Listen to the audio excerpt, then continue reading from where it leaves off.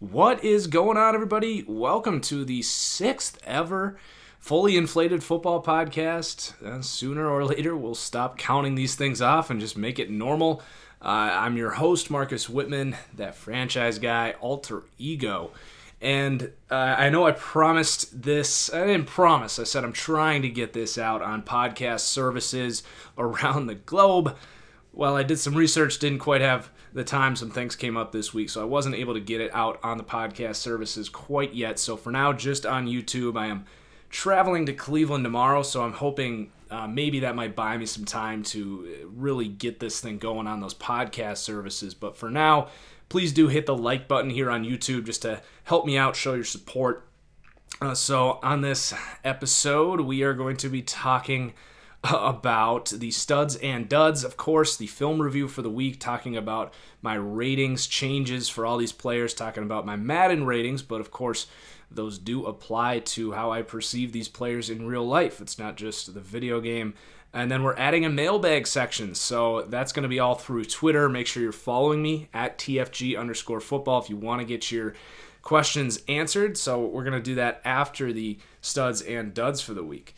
So let's get into it here, starting with our studs and duds. Star of the week is going to be Derwin James, safety out of Florida State for the Chargers. First round pick, had no business falling to the 19th pick. He's really the love child of the 2018 NFL season. I have yet to meet someone that was not a fan of Derwin James coming out.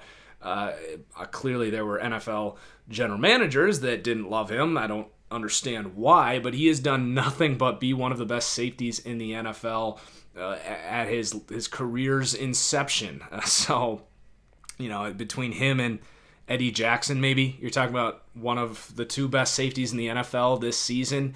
Just incredible. He does everything. He can play run defense. His coverage is even better than I thought it would be in his rookie year, and then he can rush the passer as well. So he's just incredible. He's going to go up 83 to an 86. By the way, we got a ton of movement this week, so I'm going to try and get through it and get through the mailbag and keep this thing under an hour. So wish me luck there.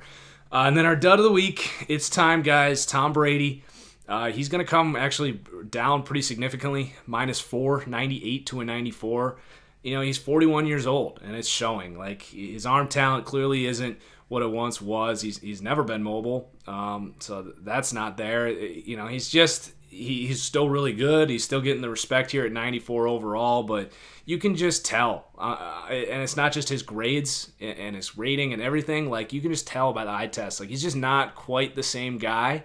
He's still an incredible quarterback. I'm not going to be betting against him in the playoffs or anything, but we lowered him from 99 when we first started, just kind of acknowledging that to get him at a 99 in Madden, like, you're talking about just unrealistic traits for him. Like, he's got to have 96 throw power. Like, the accuracies basically have to be 99 because he's not mobile. I'm not going to give him 70 speed either. So that's just rattling off the Madden talk there. You know, he's still going to be, in my opinion, the third best quarterback in the NFL. I think I would take Drew Brees over him this year.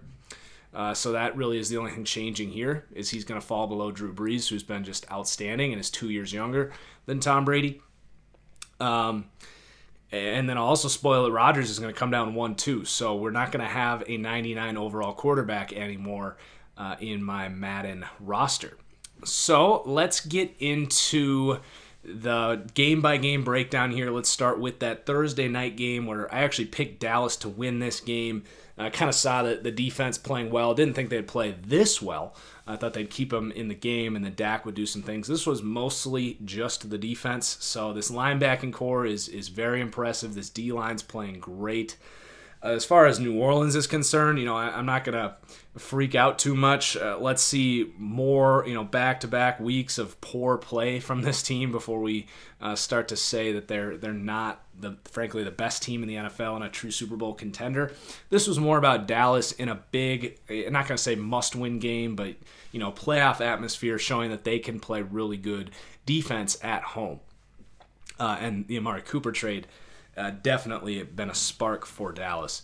So the studs and duds from this game, starting on the New Orleans side, David Onyemata interior defensive lineman. You may or may not know of this guy, but he traditionally has been just a really good run defender, but he is getting after the passer this year, so he's going to go plus 177 to a 78. And then the rest of this is going to be on the Dallas side, who was kind of the story of this game. So Amari Cooper, he's earned it, plus 185 to an 86. His short to intermediate route running is an incredible combination with what Dak Prescott does well, which is basically an inaccurate Tom Brady at times. He does have very good field vision, in my opinion. He's very decisive, and if you get a guy like Amari Cooper who can just straight up get open, it can be really lethal with that aspect of Dak Prescott. He can be very decisive, and it's working out for Dallas.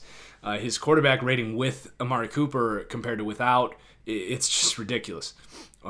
And then onto the defense side of the ball, Leighton Vander Esch, he's going to get a plus 1, just a gem of a pick here for Dallas. He was projected 3rd round, had a great workout, starts to climb up the draft boards, and then all of a sudden he's going in the 1st round here to Dallas, and he doesn't miss a tackle. He covers. He's long. Like, he is the ideal linebacker. He's going to go at plus 176 to a 77. And then the other linebacker here, Jalen Smith, was outstanding in this game. Frankly, really caught my eye even more than Leighton Vander Esch. So he's going to go plus 274 to a 76. Some of the tackles he made in that game, like they threw a swing pass to Alvin Kamara, and 99 times out of 100, Kamara just makes that guy miss and finds a way to get in the end zone. There was no chance Jalen Smith was missing that tackle. Like, he just wrapped up, he sprinted out there, he got out there super fast. So he's actually going to get a speed upgrade this week. Just he's looking like that linebacker that everyone loved coming out of Notre Dame, who suffered that serious injury, but he is frankly all the way back, and you are just thrilled if you are Dallas, because there's no signs that these modern quick-hitting offenses are going to change. And if you got 2 quick, fast linebackers, decisive linebackers like this to shut down those horizontal offenses these days, you're setting up real nicely for sustained success on the defensive side of the ball. And then Anthony Brown, nickel cornerback for Dallas, he goes plus 171 to a 72, had a nice game. Malik Collins has come on the interior. This is a guy who played pretty well back as a rookie but fell off, and now he's back in there playing well. He's a good pass rushing guy. He's kind of got that explosive straight line power, push from the inside, so he's going to go 68 to a 70. And then our next game here, Denver at Cincinnati. Denver just taking care of business against a Cincinnati team that is just reeling. I can't remember a team falling off this significantly in a couple weeks. And a lot of it's injury related, but it's also at a point where, you got to rally a little bit. I get that when Dalton goes down, it's kind of hard to do that, but they have just been so bad lately. And then Denver, this was a costly win because Chris Harris gets hurt. And then Sanders, I actually don't know when that injury happened because it came out in the middle of the week. That might have been a practice injury. Sorry, I don't know the details on that. But Emmanuel Sanders and Chris Harris Jr., arguably the 2 best players on this team outside of Von Miller, are going to be done for the rest of the year. So that is a devastating blow for Denver. This was a big win, and they play the Niners this week. I actually picked the Niners to win, so we'll see how that shakes out. But things are going to be pretty tough for Denver to rally with those injuries. But let's talk about the studs and duds from this game. It all starts with Philip Lindsay. I mean, does he not look like Chris Johnson this year?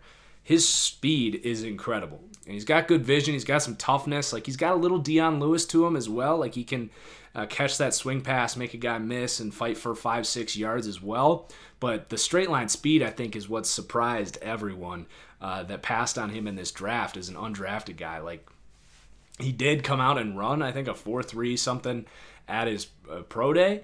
Was not invited to the combine, but man, this guy was the sleeper of the year. And Denver, in their own backyard, plucking this guy out of Colorado, really good pickup for them. And then Joseph Jones, a linebacker playing for Denver, he's going to go up plus 165 to a 66. And then Isaac Yiadom, he's a corner out of Boston College, a rookie that I liked coming out. He goes in the 3rd round and was kind of looking like a guy that they were probably going to just try and develop there. Well, he's been now flushed into a starting role due to some injuries, and He's been picked on this year and has not looked very good. So he's going to come down 71 to a 69.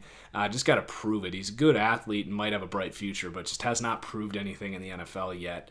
And then Tyler Boyd, really impressed with how he's continuing to produce and kind of carry this offense, what is left of it, without Andy Dalton and without A.J. Green, getting the double coverage all the time off of him. But Tyler Boyd, really impressive season. Just a tough, versatile receiver. You can play him in the slot, can move him outside. Not the best athlete, but just a physical guy. So really impressed with him. He's got one more year here in Cincinnati. He's probably earning a nice payday. So he's going to go +1 to a 77. And then Bobby Hart, the right tackle for the Bengals, has been just terrible. He's going to come down to a 67.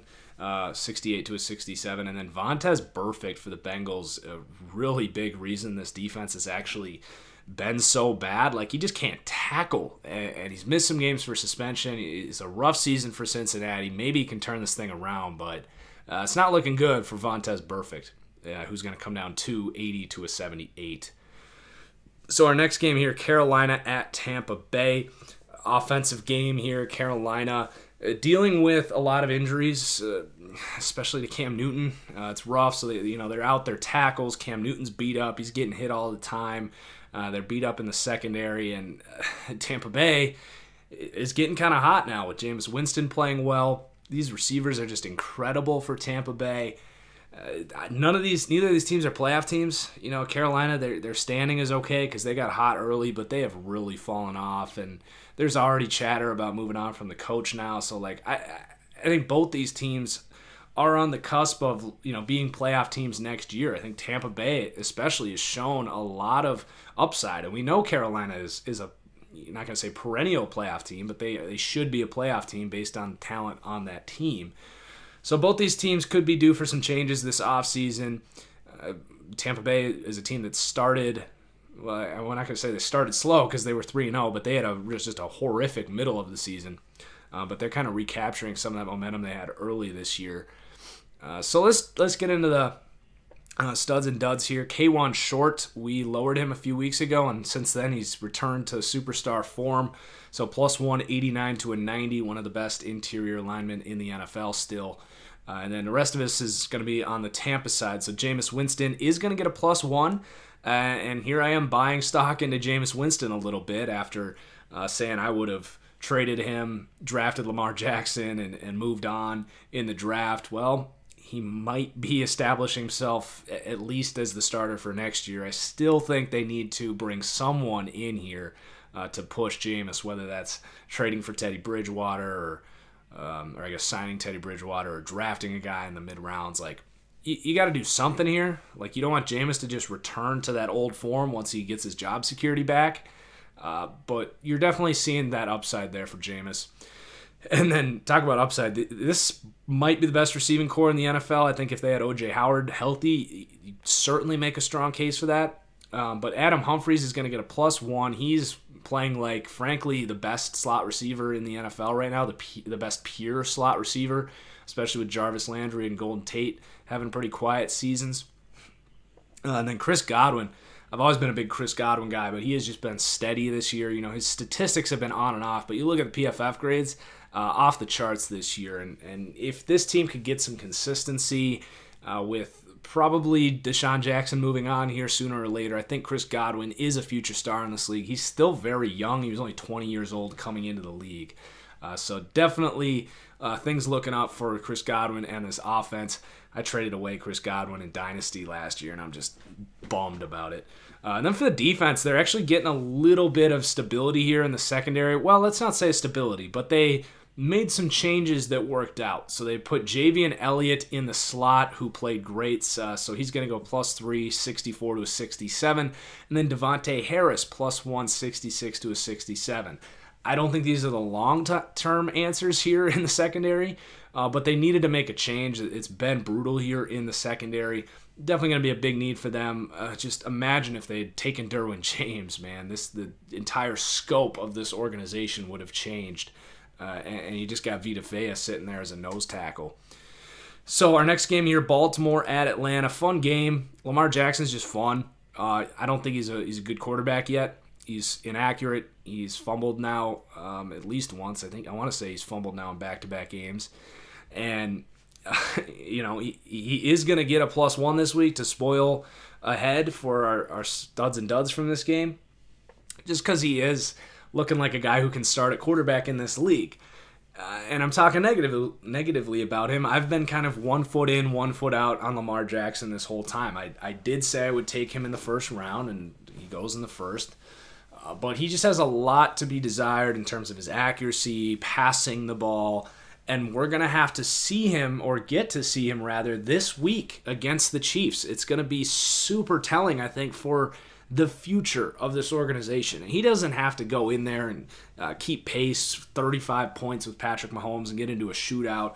But if he can go into Kansas City against a bad defense, but in a game where he has to pass to keep them in that game most likely, that's alone going to be a good sign. And you guys know I don't operate on winning or losing a game, but I just want to see him look like, an NFL quarterback who can pass the ball in a meaningful football game.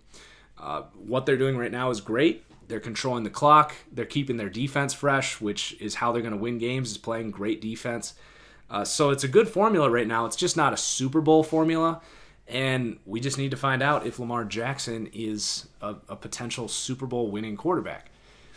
So we said Lamar Jackson's going up. And then Atlanta, not a ton to say here. The one thing I will say, though, is kind of my take on Atlanta right now.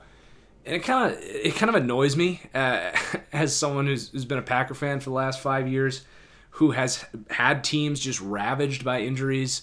I think the Redskins fans would sympathize with this. Maybe the Vikings or the Chargers. Like, the narrative for Atlanta this year has been, they just suffered too many injuries. Like, they didn't have a chance. Well, did they really? Like, they lost both their starting safeties, and their middle linebacker got hurt for the first half of the year.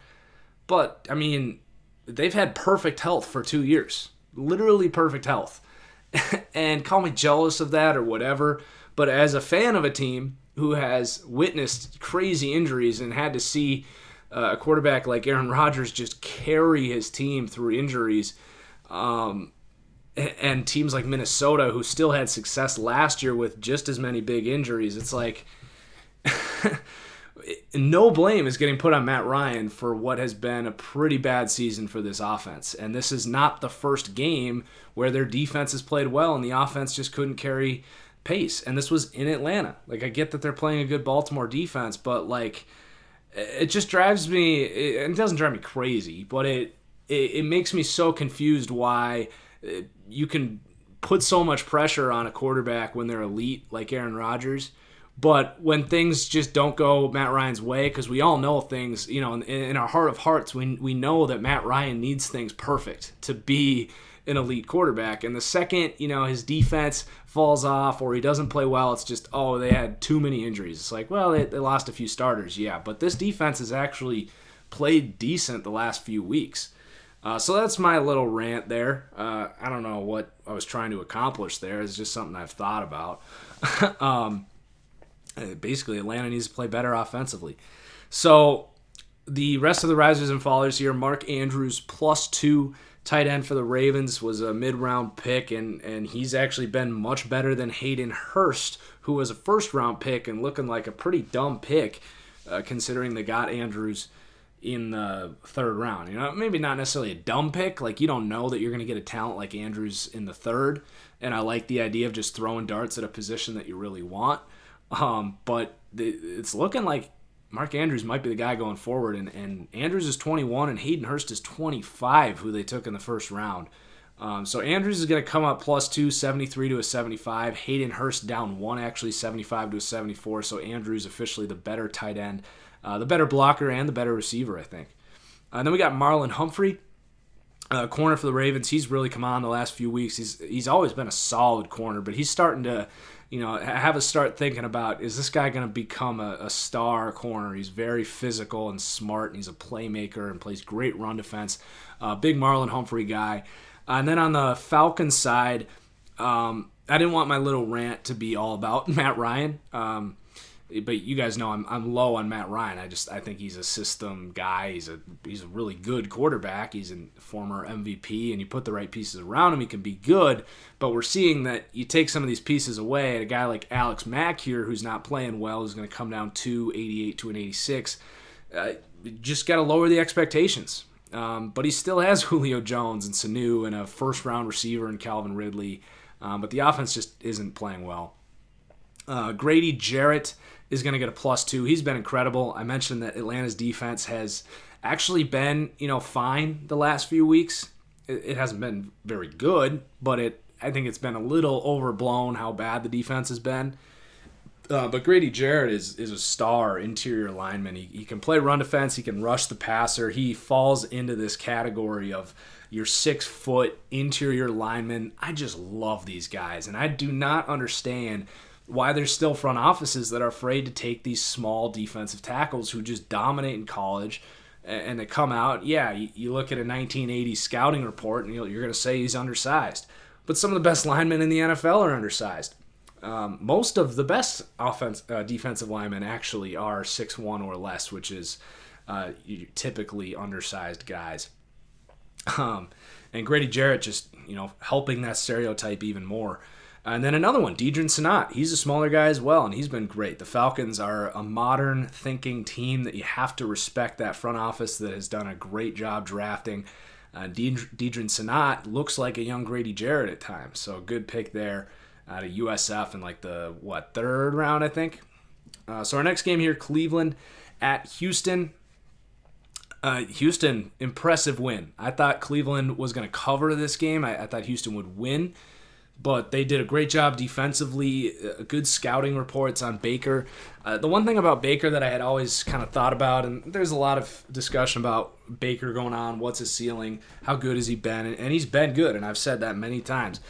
But the one thing about him that I've noticed is a lot of times, I'm not going to say he decides before the play where the ball is going to go, but he is very committed on going to a specific spot in the kind of middle of the field on slants, in routes.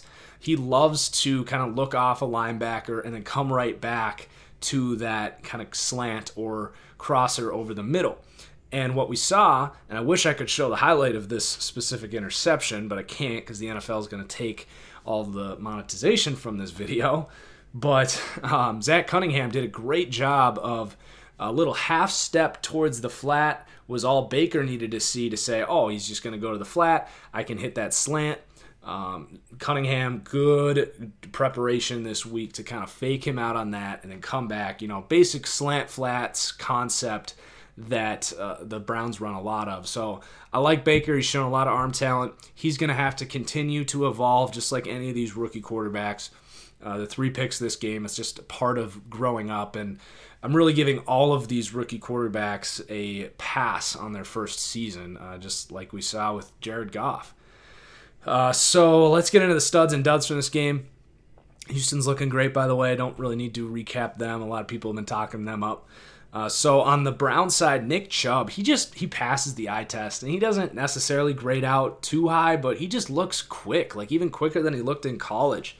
And I think he's going to be a really good running back for many years if he can stay healthy, because that is kind of the one question with him with some big injuries in his early college career. But he just looks good, and he's catching the ball too, which was another knock on him coming out. And then Brian Body Calhoun, go Gophers.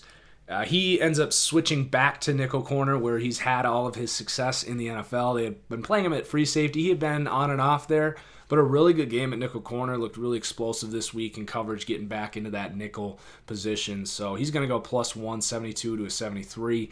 Nick Chubb, plus 179 to an 80, by the way. And then one thing, just a thought here, was Denzel Ward the right pick? As you see Brian Body Calhoun come into the corner position, playing pretty well in the nickel there. The pass rusher opposite of Myles Garrett this year, whether it's been the rookie, I can't think of his name, the linebacker, or we haven't even thought of Emmanuel Ogbah this year. But would this team be better with Bradley Chubb and someone else to take the pressure off of Myles Garrett? I think they may be. Like, Denzel Ward's been a really good corner as a rookie, but I criticized that pick when it happened, and I've kind of backtracked because Ward's been great, and Chubb's been kind of average, playing as an outside linebacker in a 3-4 scheme. I think he'd be better here in Cleveland with his hand on the ground. So only time will tell. I mean, if Ward can be a shutdown corner, then sure. But I mean, we're seeing that there's just no such thing as a shutdown corner. There really isn't. There's really good corners that you can trust to be good on more frequency than others, and I think that's what Denzel Ward is, just like the rest of these guys. But I still am going to stand by the pass rush being of most importance, and I still think that Chubb would have been the correct pick there. But we'll see. Time will tell there. Don't need to keep going down that path. So then Demarius Randall, he's going to go up +1 free safety for the Browns. So 73 to a 74. He's been playing great. Former first-round pick for Green Bay. Gets traded over and is playing real well at safety. He looks like a future piece for that team. And then we got Deshaun Watson. He's been playing excellent. +1, 78 to a 79. The throw power looks great. The arm strength, rather. Sorry to use the Madden term. I like to stay away from those. But he looks like an NFL quarterback throwing the football. And you forget that he's so mobile, and he is, but his accuracy looks outstanding. He's been able to do things despite getting pressured constantly, and he's just back, and he looks great. The big reason Houston's on a tear right now. So I'm kind of back in on Deshaun Watson and what he's doing here. And then on the offensive line, Kendall Lamb, he's moved to right tackle here. So he goes +1, 67 to a 68. This offensive line's starting to play a little better. And then Jordan Akins, the tight end for Houston, mid-round pick. He's like 25 years old, but he's a good athlete at tight end. He's playing well. And then Zach Cunningham, we mentioned him with the interception on Cleveland. He had just an off-the-charts game with his PFF grades. He started off really bad this year, and we had actually lowered him all the way down to, I think, a 73. Like, he had a really bad start to his year, but +2 for Zach Cunningham. Definitely a candidate for star of the week here. So he's going to go 74 to a 76. Starting to look like the star linebacker that he was last year. So it's not just the pass rush for Houston. They're getting contributions from guys like Cunningham, Matthew. These safeties are really good. So you're definitely impressed with Houston. Really only time's going to tell with the playoffs, because they have had a pretty easy schedule and they're getting criticized for that. Like, they just haven't really beat anyone. But this is definitely a team that has the talent to beat anyone in the AFC, but only time will tell on how they can manage that in the playoffs. So let's keep moving here. Indy at Jacksonville. Not much to really say here.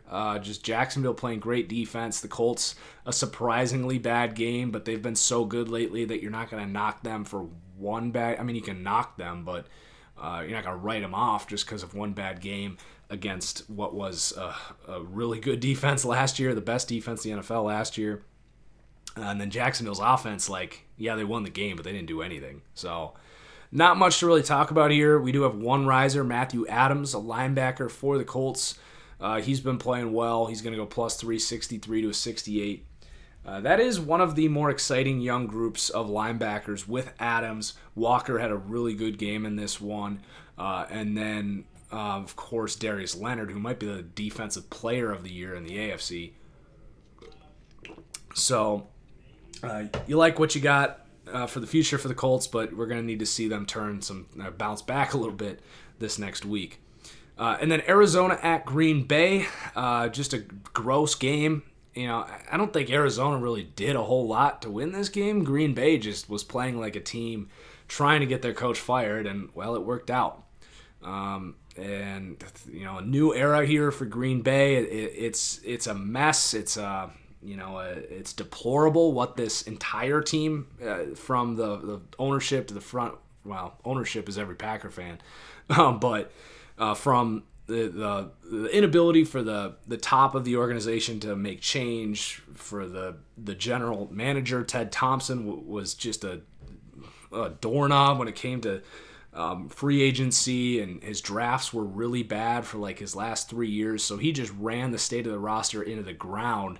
And then Mike McCarthy following suit with the old school, well, we don't need to, run this misdirection stuff that all the best offenses in the league are doing. And, you hear guys like Tony Dungy saying, oh, McCarthy didn't deserve to get fired. It's like, Green Bay had 75 plays of offense in this game. They used Aaron Jones on 39 and Jamal Williams on 38. Like, I'm sorry, Mike McCarthy. Like, you don't want to get fired? How about you at least play your best players? Like, that's a good starting point. They ran misdirection one time in this game. It went for a first down. McCarthy just, he's not going to get much support from me because his play calling was just a travesty for about 3 years.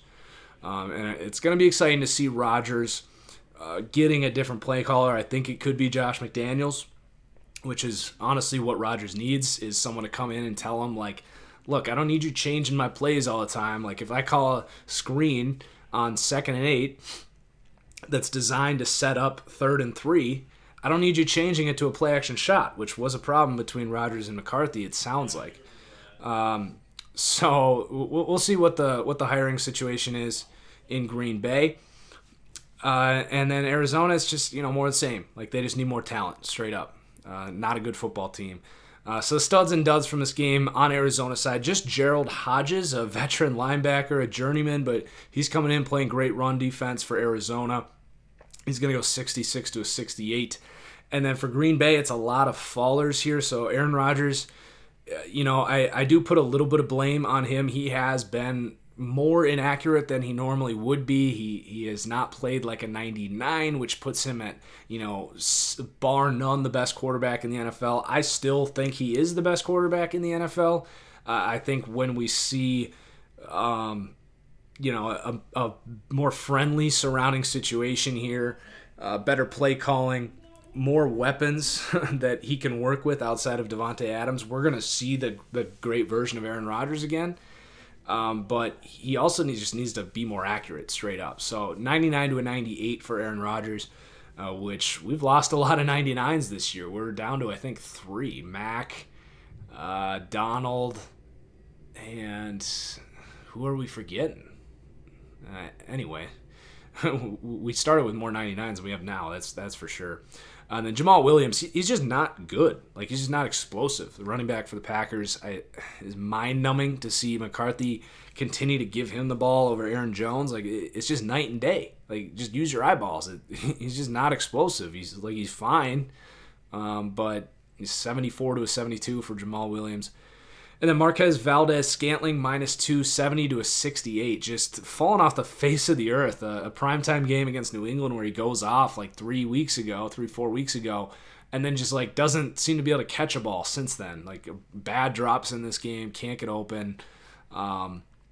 These young receivers for Green Bay, I think that St. Brown has a chance to be a number 2 in this league if they can really develop him, but they really need to address this receiver room. I just don't think there's a lot of talent there outside of Davante Adams.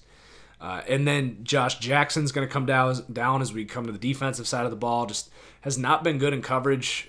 He's still a pretty physical corner and can play good in run defense and a good tackler. A little surprised they did not move him to safety, to be honest, when they traded Clinton Dix. So we'll see if Coach Pettin decides to do that in the offseason. There's a lot of players on this defense that I think need to get flushed out of here. The next one is Antonio Morrison, who's going to come down 3, 67 to a 64. You really got to scroll down far on the inside linebacker rankings on PFF to find Antonio Morrison's name. So 67 to a 64. I don't get why this team's not playing Oren Burks, who they spent a 3rd-round pick on, a freak athlete linebacker at this point. I don't see the downside to seeing if he can play as opposed to playing Antonio Morrison, who has been just atrocious, and you traded an undrafted corner for him in the preseason. So that's highly questionable, but there is a little bit of positivity for this defense. Ibraheim Campbell has been starting at safety for the last 2 weeks. He's actually one of the highest-rated safeties in the NFL in that stretch. So good on Green Bay here in Week 14 to finally get a safety on the roster that belongs in the NFL. So Ibraheim Campbell, 67 to a 69. And you would think that would be the end of Kentrell Bryce's stay as the starting safety for the Green Bay Packers, who has not received any love on this channel, for lack of a better term. So let's move on to Buffalo at Miami. Really just kind of Josh Allen was the story here. Another kind of explosive game from him. Hit or miss. Still, the low completion percentage, still surrounded by virtually nothing on the Buffalo offense. But the Bills' defense played well. But Miami finds a way to win this game late. That's kind of what they've done this year, is just find ways to win games. So the studs and duds here, I'm not going to get too far into this game. Let's be honest, I watched the condensed version. I'm not dialed in deep into Buffalo Dolphins in Week 14. But Zay Jones has come on a little bit. I'm not a big Zay Jones guy, but he's getting the opportunity here, and he's not sucking. So +1, 67 to a 68. And then for the Dolphins, Davin Godchow has been going up a little bit throughout the year. So he's going to go up again after a good week, 72 to a 73. Interior defensive tackle there. So then Chicago at the New York Giants. We've got Chicago losing this week. Just one of those weeks, one of those days, any given Sunday. Chicago just couldn't pull it out. They actually played pretty well. I figured this would be a tough game to win with your backup quarterback going into New York, who will always play with pride. It's just kind of a proud organization. They're not a team that is just going to fall apart like we see from some of these other teams late in the year. And they play really tough inside, by the way. We'll talk about some interior linemen for the Giants. Chicago's going to be all right. I don't know if they'll beat the Rams this week, but they're a playoff team. Still really good defense, probably the best in the NFL. Baltimore's making a case for it now. But I think Chicago will retake that crown by the time we get to the playoffs. So the studs and duds here, Allen Robinson has just come on so fast in the last 2 months. He catches everything, dude. His ability to adjust the ball, fight through hands, he is awesome. I loved Allen Robinson a couple years ago. Really thought he was on pace for being one of those, AJ Green caliber receivers and that true tier one. You look at a T.Y. Hilton or a Doug Baldwin and even Keenan Allen. It's they're really freaking good receivers, but they're probably missing that physical element, whether they're not fast enough or they're not strong enough or whatever it is, or they're too small. That's not Allen Robinson. He has that profile, that physical profile of a absolutely elite receiver, and he's playing like it the last two weeks. He's been just great. And he's what a weapon for Mitch Trubisky. So +2, 85 to an 87, could continue to go up pretty quickly if he's playing at this level. And then Bilal Nichols, interior lineman for the Bears, really good pick. Man, does Chicago know how to draft the last couple years. Ryan Pace, is that right? The general manager there in Chicago has done such a good job. He even doesn't look like a moron for drafting Mitch Trubisky when everyone, myself included, was critical of that move up to go get him. And hey, Solomon Thomas has been just pathetic in the NFL. So, good on the Bears front office going to get Khalil Mack. Obviously, the move of the year. Really good front office there in Chicago. One of the best for sure. And then onto the Giants side, Saquon Barkley, +1, 90 to a 91. I'm very close to planting my flag and just saying it, that Saquon Barkley is the best running back in the NFL. He is certainly the running back I would take, whether I need to win a game or build for a team. Now, situationally, if it's 4th and 1, he's probably not the running back I want. That's still probably Gurley, maybe Zeke. But for a game, in terms of what you can do with the guy, you can have him throw touchdowns, you can have him, or is it always Odell throwing to Saquon? I forget. Sorry. But, he can line up at receiver, he can get you a yard if you need it. He can turn a poorly blocked dive into a 90-yard touchdown better than anyone in the league already. He's just remarkable. And I still think they screwed up taking him because they're not going to be able to get a quarterback and they're going to be stuck in purgatory for years. But he is a special player. a special player. So fun to watch. I just don't know if he's in the right fit. But then on the defense side of the ball, we mentioned the interior guys here, just really good. So B.J. Hill has had a really good rookie season, especially the last month or so, looking like a big piece of this defense in the future. Really, this entire interior D-line is really good. So Dalvin Tomlinson has come on lately. Hill, by the way, 72 to a 73. Dalvin Tomlinson, 79 to an 80. And then R.J. McIntosh, whatever you fancy. Rookie out of Miami, 4th round pick, interior defensive lineman, plus 168 to a 69. Looked really good when he was in there, but about 19 reps for the game. So we'll pump the brakes a little bit, but a high upside rookie there who did look good this week. And then we've got the New York Jets at the Tennessee Titans. Not a whole lot of analysis on the actual game. You know, the Jets played pretty valiantly. They do play tough, but this has happened a few weeks in a row now where they just fall behind the longer the game goes on. They just don't have the talent to keep up with a lot of these teams, even Tennessee, who doesn't necessarily have any superstars. The one thing that has become abundantly clear with Tennessee is they just need help offensively. The offensive line has not been as good, and their receivers are not very good. Like, I'm not the biggest Mariota guy in the world, but you know where I view him kind of in that middle range of quarterbacks, like you definitely got to put things around him to help him succeed, and they're not doing a very good job of that right now. Would like to see that this offseason, just load up on receivers, readdress the offensive line.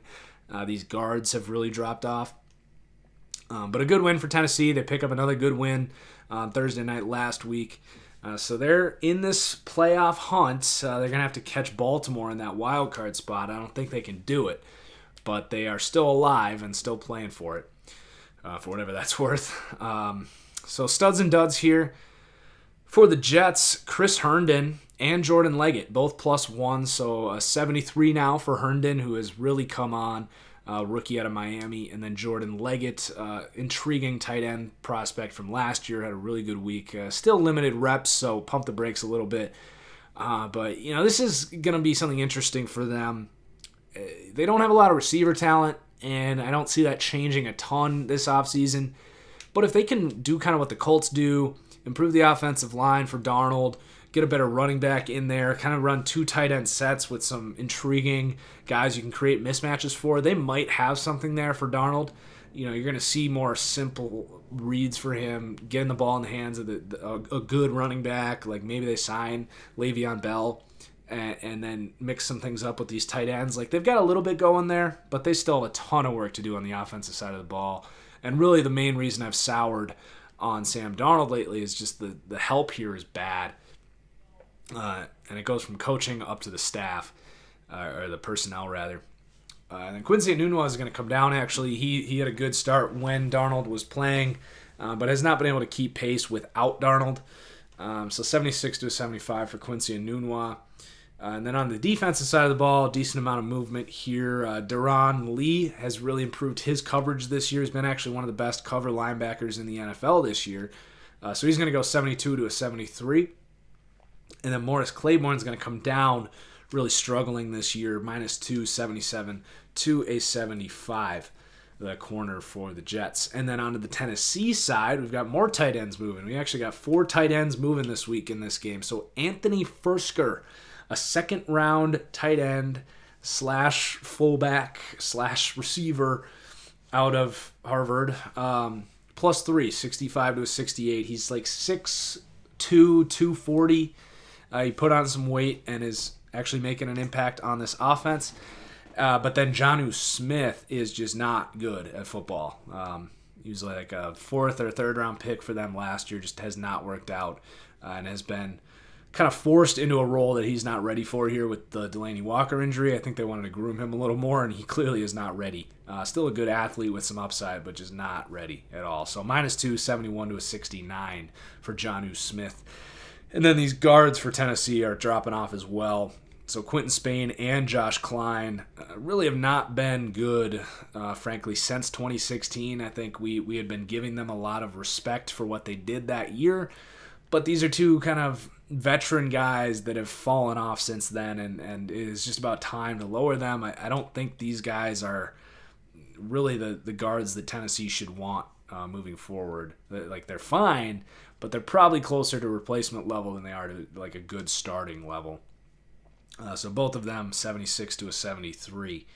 Then Jack Conklin, the right tackle, on and off season, really an on and off career, frankly. He's going to come down 180 to a 79. So it's not just the receivers here. The offensive line has not been playing very well for Mariota. But then on the defense, Jayon Brown, intriguing player. They blitz him a ton, and he's really effective as a pass rusher. He's on and off as an off-ball linebacker, and they're still rotating him with Rashaan Evans and with Woodyard, who's been the veteran there. They're still rotating all these guys. And Evans has come on lately, but Jayon Brown has really flashed. So 70 to a 72 for Jayon Brown. Moving on, Kansas City at Oakland. Not a ton of surprises here. Like, if you would have told me 40 to 33 in this game, I would have said, yeah, that sounds about right. You know, Kansas City's defense is taking a step back. Oakland's offense is taking a step forward against a bad Kansas City defense. And then Kansas City's offense is Kansas City's offense, whether you got Spencer or Kareem Hunt or not. I will say Spencer Ware, bit of a quiet first game for him. Expected a little more.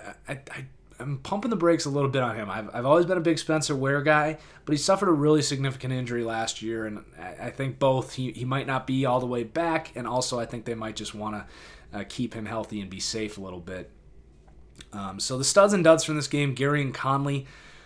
Oakland needs these young defensive players to step up. They need some kind of optimism heading into next year, and they're getting that with Derek Carr playing better, with a guy like Gary and Conley, who they spent a first-round pick on, who they've gotten nothing from up until this point. But good on Gruden, I guess, or whoever's deciding who's playing on the defensive side of the ball. For a while, Oakland was just playing all these old vets, and it's like, why? Your defense stinks with the vets. Why not play the young guys and see what you have? They're at least doing more of that. They've been less stubborn. They've put Conley out there, and he's rewarded them. He's playing well, so he's going to go 74 to a 75. And then Nicholas Morrow has been playing at linebacker now. Plus 2, 66 to a 68. I was trying to think of who they were playing over him.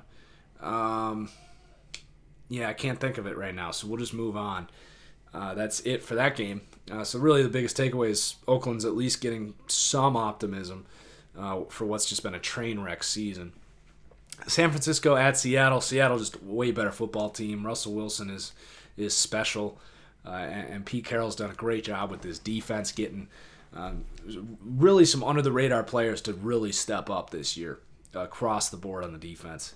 And then it's basically just been Russell Wilson carrying things on the offensive side of the ball. And then San Francisco, they just need talent, man. They need talent.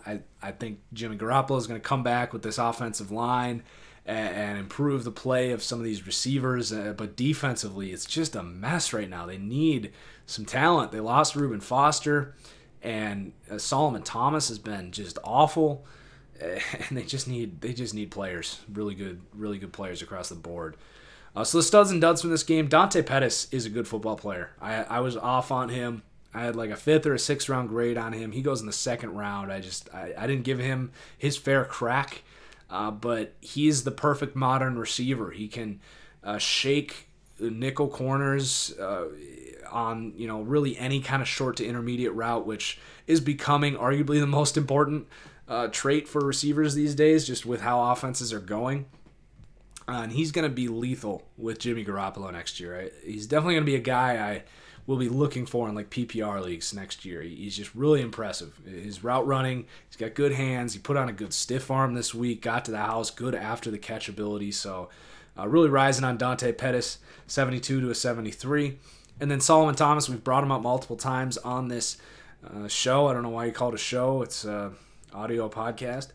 But Thomas has been bad, and he seemed like one of the can't-miss players in that class, just was a stud, looked like Aaron Donald in college at Stanford, smart guy coming from Stanford, but just it's not worked out, and I don't know why it hasn't. That's a really good question. It could be coaching, maybe it's the fact that he's at home and he's too comfortable. That can always play a role. He gets all this money. He doesn't have to leave his friends. He's close to his family. Maybe he just isn't working hard right now.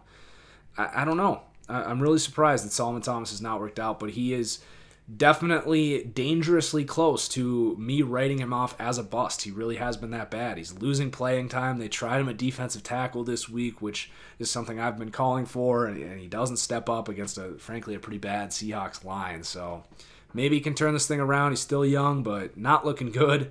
And then Quan Williams, nickel corner for San Francisco, has had a bad year. He comes down 74 to a 72. And then flipping over to the Seattle side, mostly risers here, but Doug Baldwin, I wanted to wait on this one because I know he got hurt early and he's still playing somewhat injured, so I'll credit him for some of that, but he really has disappeared. Like, he is not playing like an 88 overall, which is where I had him before. He's going to come down to an 86, so still a well-respected receiver. That's going to put him there with Amari Cooper, with Devontae Adams, I think, is an 87 actually now. So, right in that range, but further away from the Keenan Allens of the world for sure. And then Jermaine Ifedi at right tackle. Credit the Seahawks for sticking with this guy. He was a laughingstock for a while, but he's turned it around. He hasn't been a liability at right tackle. You're not really seeing those Twitter highlights of him just getting absolutely worked this year. So he's turned some things around. He's become a much better pass protector. And Bobby Wagner, it's just an incredible game against the Niners. Plus 195 to a 96. It's just a superstar. I forgot to mention him in my, I think it was my power rankings. And the Seahawks fans were just in outcry for me saying that Russell Wilson was the only superstar on this team, and they're right. Bobby Wagner is a superstar. He's probably the best player position taken out on this team. And then Pune Ford, we talked about some just absolutely out-of-nowhere players that are stepping up that Pete Carroll has found. +1 for Pune Ford. He falls into that category of undersized defensive tackles, and he's 5'11", so he's really undersized, but he's a beast. He can get off blocks. He's quick. He plays with leverage, which is why you like these undersized guys.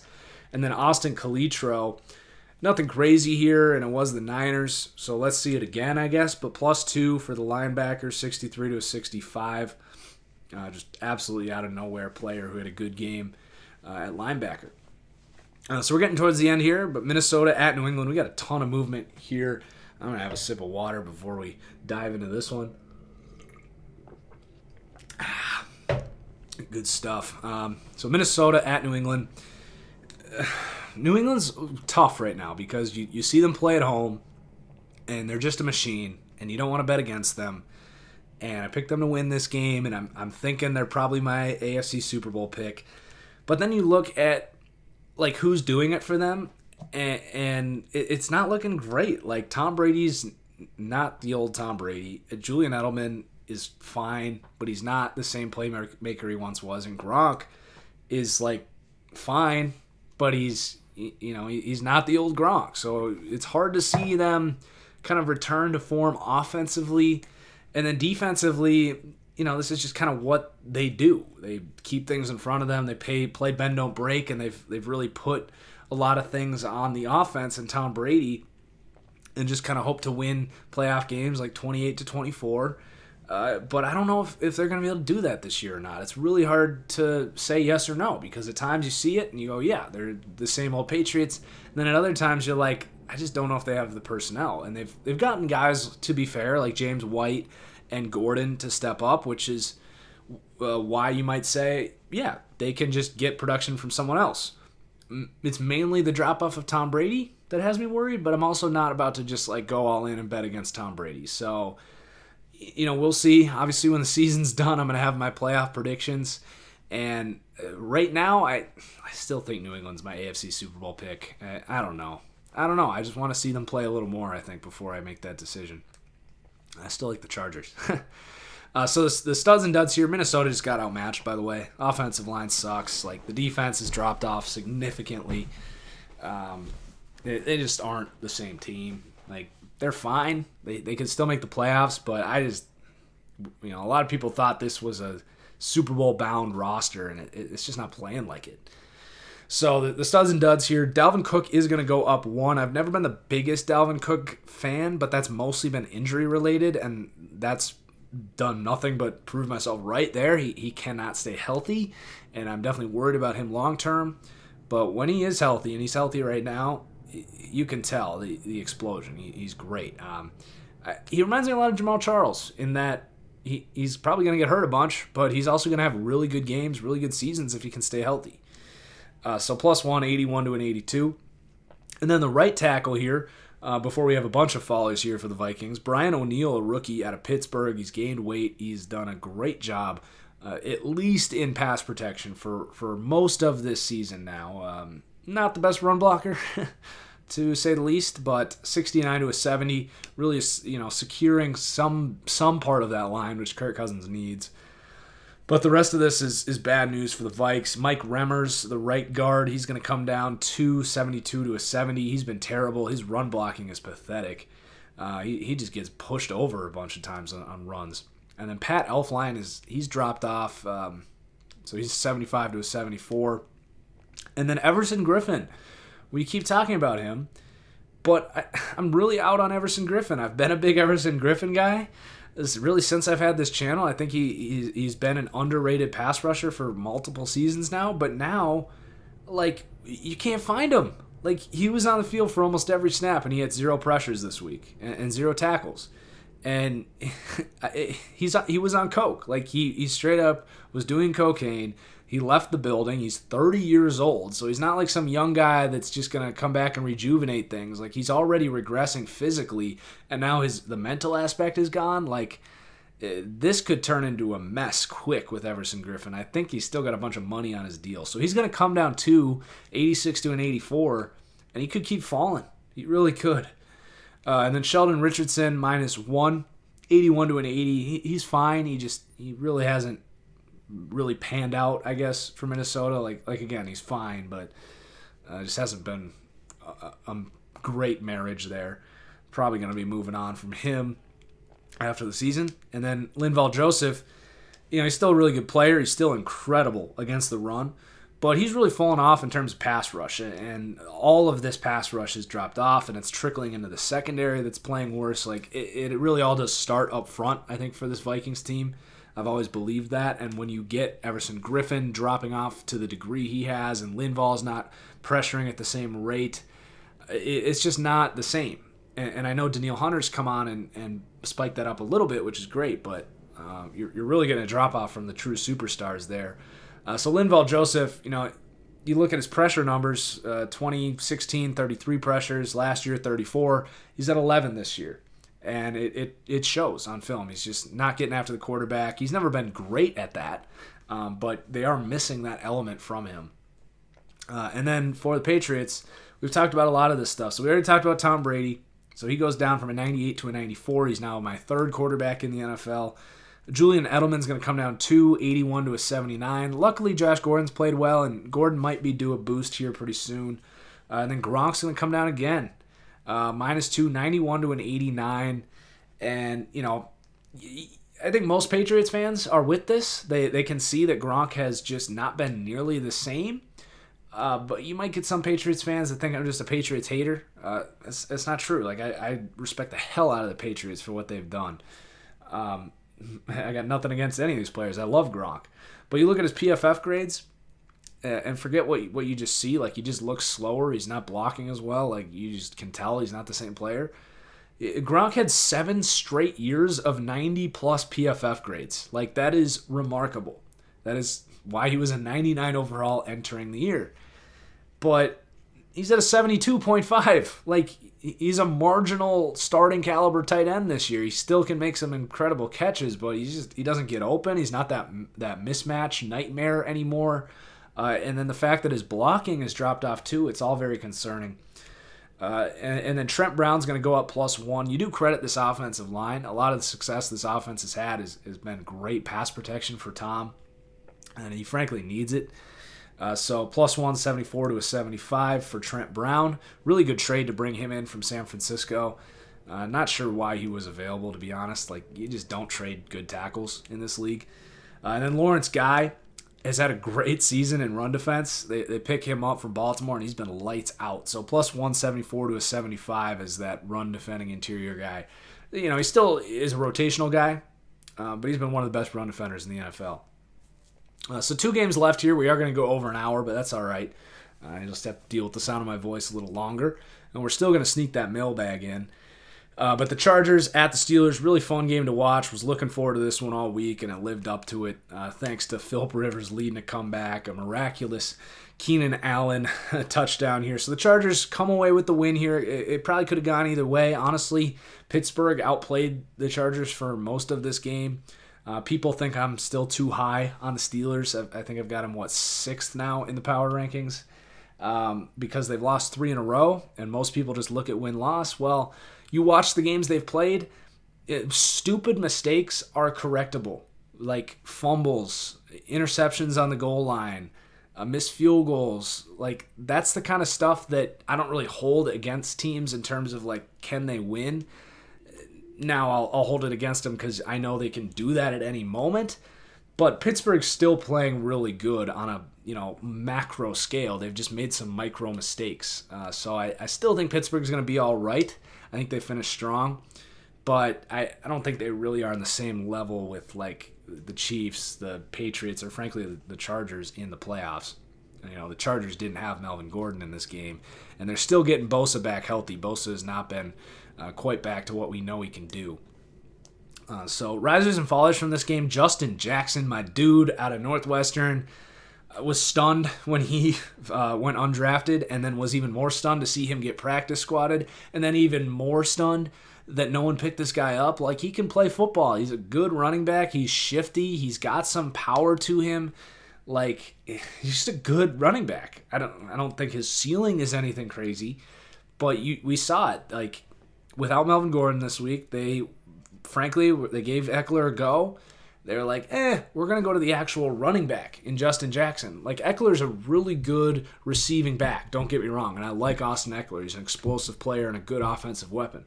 But Justin Jackson's a good running back. He can go between the tackles, he can catch the ball, he's good in pass protection, just a good player. and I think he's going to win a lot of people fantasy leagues, to be honest. And I'm pissed because I dropped him in my Dynasty League after I drafted him. Imagine this. I traded Chris Godwin for a pick that I then used on Justin Jackson and then dropped Justin Jackson. Think about how I'm feeling right now in that Dynasty League. Rough. So we are going to finally drop Forrest Lamp here. I get it. Everyone loves Lamp.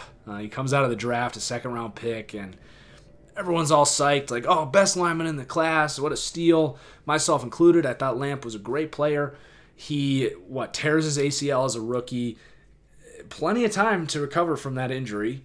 Comes in this year, beat up again. Probably recovering from that injury. But now he's healthy. He got some reps 2 months ago. But he can't beat out Michael Schofield, who's been a journeyman.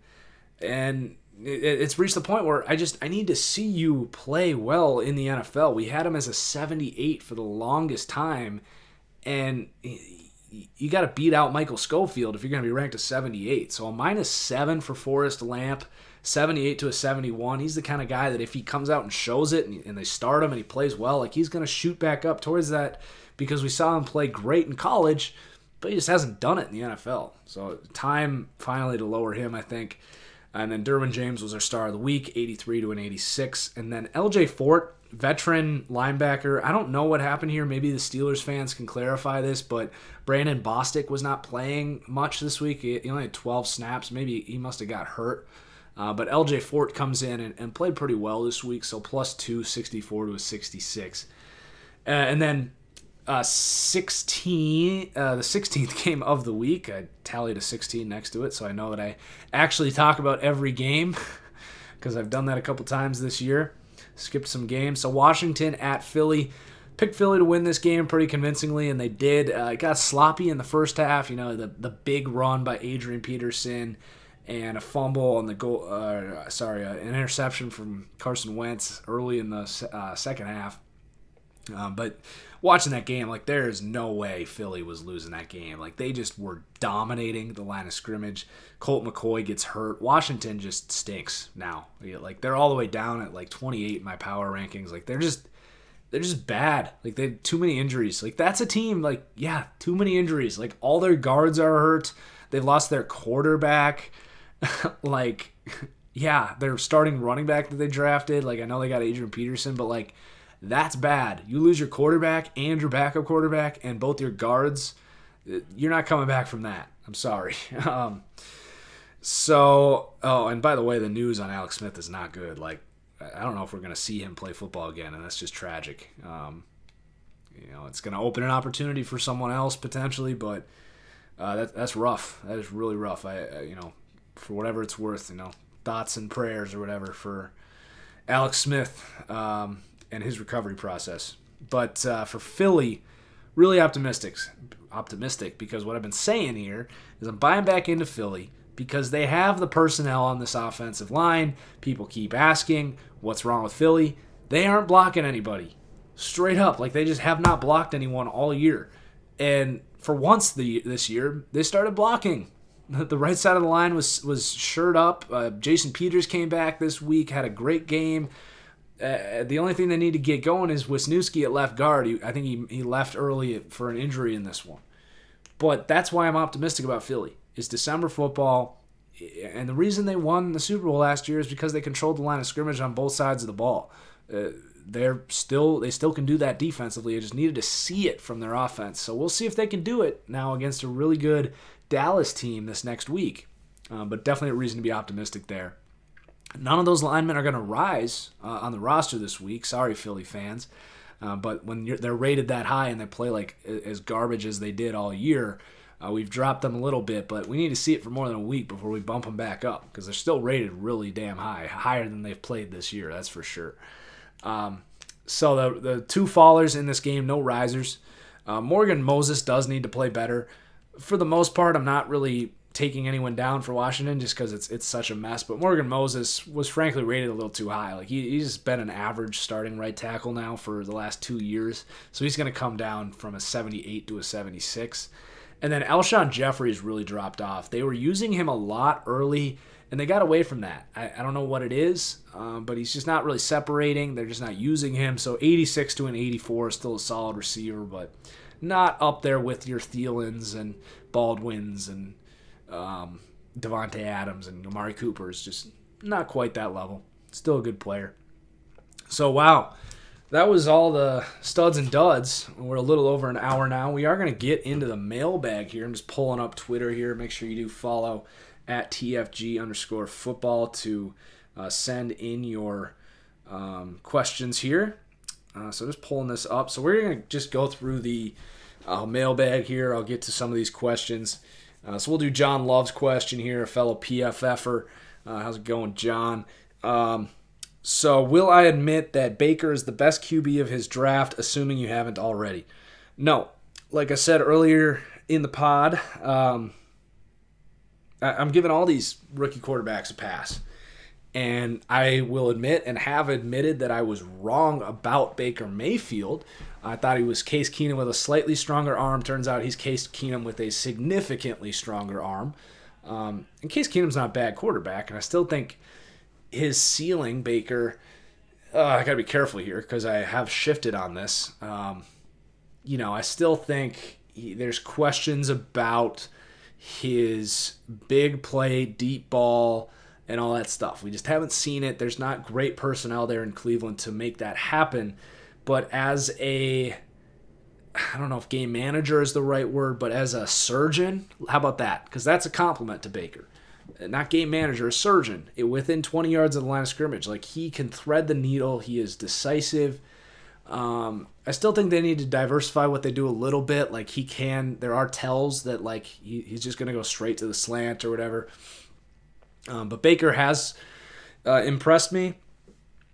I'm not ready to say that he's the best quarterback in that draft. I still think it could be Sam Darnold. I still truly believe it could be Josh Allen, who I ranked above Baker in that draft as well, who's looking good. I don't think Rosen will be better than Baker. Like, I think they're at worst like the same kind of player. I just think Baker has the mobility element. And then Lamar Jackson's just a wild card, but I don't think Lamar Jackson's ever going to be better than Baker. So it really comes down to Darnold and Allen, which, frankly, that hasn't changed too much since the season started. So let's see what else we got. Is Josh Allen good? I'm confused, asks Nate Jared. Yeah, I think he's good. Yeah, I think he's good. I think he is a quarterback that can cause problems, similar to what we're seeing from Lamar Jackson. Just his running ability presents problems. He's kind of like Cam Newton early in his career, I think is very similar. But Josh Allen is a much better thrower of the football than Cam Newton. Like, he's just a natural thrower. He can make incredible throws. And you put the right staff and players around him, and he can learn to operate a system, which right now is the question, is like, yeah, he can make these incredible throws, but do you trust him on a throw-to-throw-to-throw basis? No, you don't currently trust that. His processor needs work, but I've always been a Josh Allen guy, and yeah, I think he's good. He's maybe Matthew Stafford is like his absolute ceiling. I don't know. He's got a really high ceiling, and he's fun to watch. Let's just leave it at that. And he's doing a lot with nothing right now, which is also really impressive. This is a 4-part question. Will you be doing draft regrades after the end of the season? Yes. Who are your picks for Pro Bowl? I'm going to do an all-pro video when the season's over. I don't like the Pro Bowl at all. Like, it's just fan votes. But all-pro, sure. Like, best player at their position, yeah. Taking stats kind of out of it.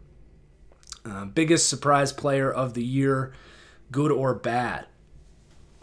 Ooh, this is a good one. I'm going to come back to that one next episode. Make a note of that right now. And then gems every team should covet in free agency.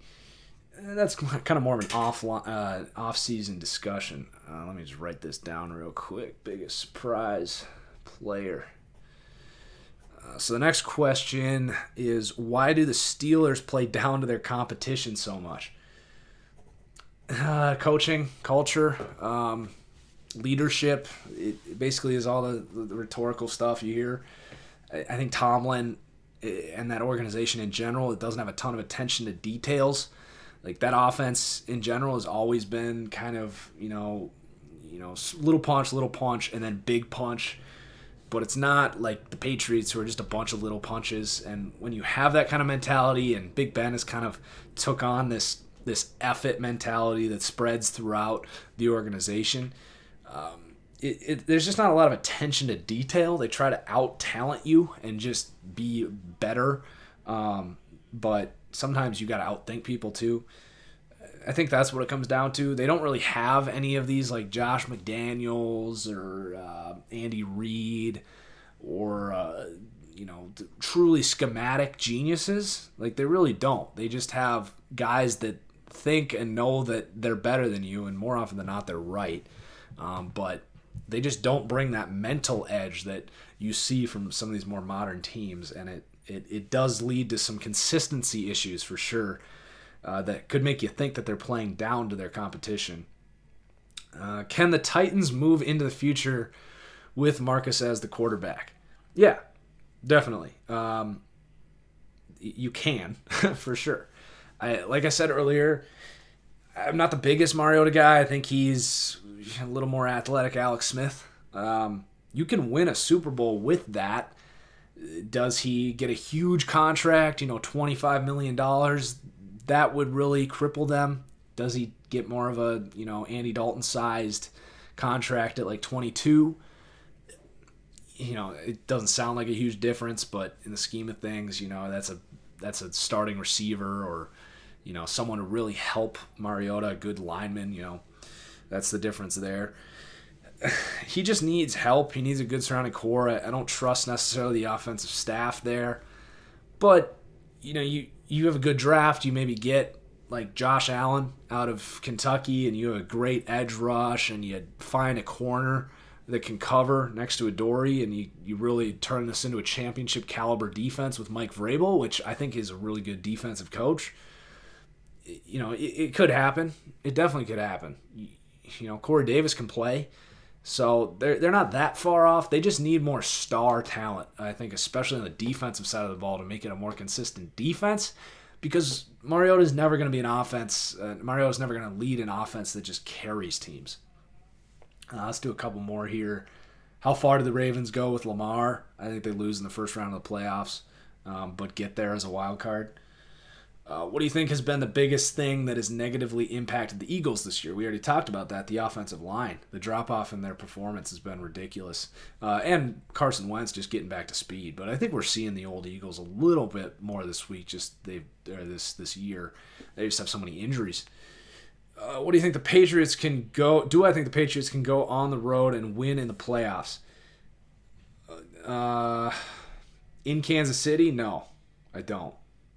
In Pittsburgh, that's probably not going to happen now. It really just comes down to Kansas City, right?